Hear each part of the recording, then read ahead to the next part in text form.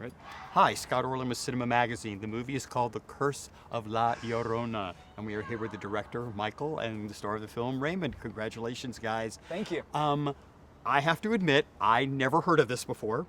So going into it, I was kind of taken along for the ride, and I'm fascinated when you create a character that some people know in mythology and some people don't. How do you design the look of it? You know, it was a big exploration. We tried a bunch of different looks. I mean, I actually thought that it was both one of the most fun processes. It was also one of the most daunting, because I think with every character there's this, expectation and responsibility, and whenever you're dealing with an iconic character, and there was no real exact roadmap. This is a story that's been passed down through the generations, and so, there's not like a guidebook on what La Llorona looks like. We tried a bunch of different things, and I think we landed on the most kind of classic, iconic version of her. Well, when I was interviewing one of your castmates, Patricia, she said that she's actually had an experience with La Llorona before. Yeah. And so I was wondering, did you outreach when you were kind of putting this together to have people who have had some type of connection with this spiritual world?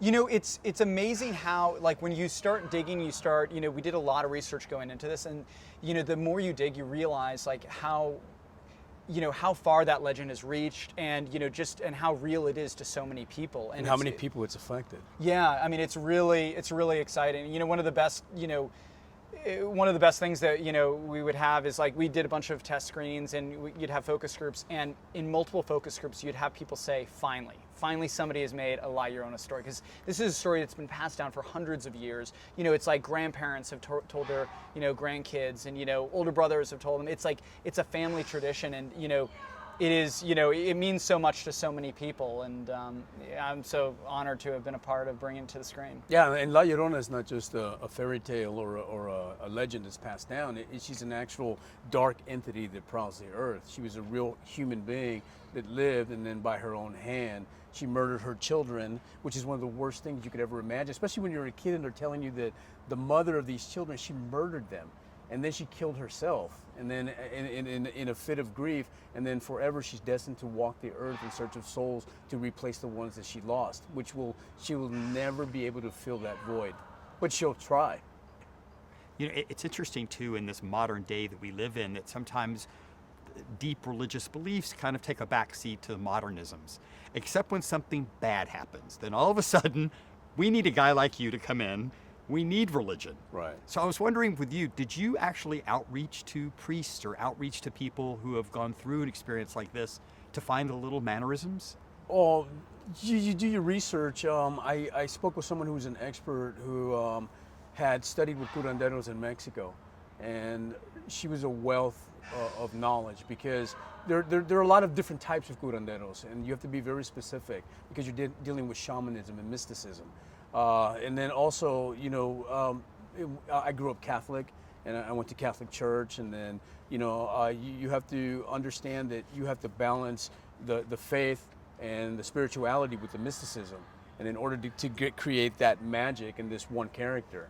So, it's, and you have to believe it, because remember, everything is faith. It's faith-based.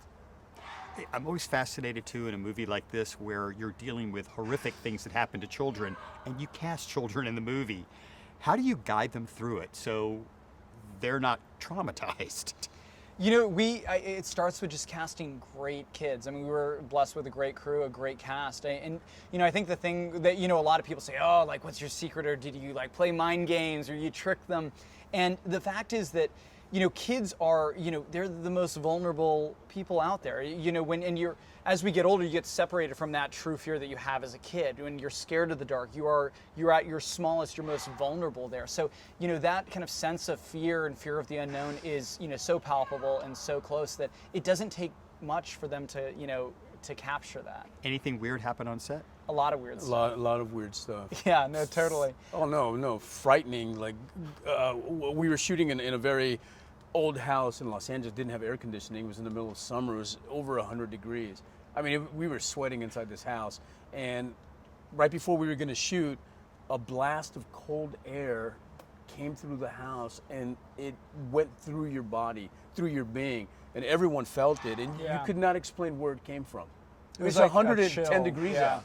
Yeah, it was a chill that just went through you. We were like, did you feel that? That was frightening. Yeah. Well, I'm feeling the chill right now. So this is a good time to go. Guys, thank you very much. Really appreciate it. This is Scott Orland. Till next time. Thank you.